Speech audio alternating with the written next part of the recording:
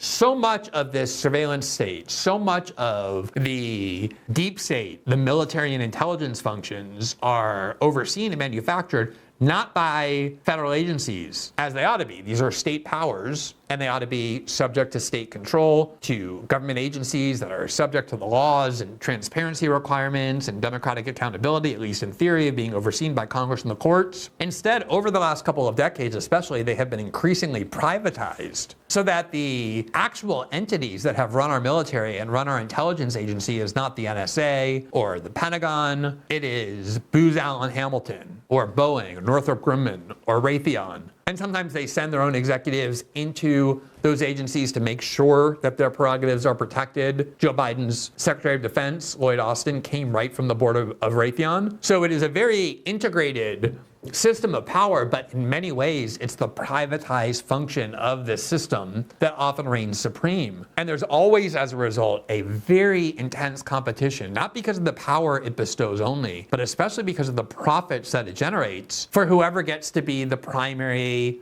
contractor, the primary corporatized weapon of the deep state. So you can reform the rules of these agencies, you can change the personnel, but as long as you have the outsourced, privatized corporations motivated to consolidate power and especially to generate profit, which go hand in hand, there really isn't any reform. In fact, the opposite is true. You will get continuous abuses. Maybe the names will change, maybe now it's not Booz Allen Hamilton, maybe it's now Palantir, but the system itself doesn't really change.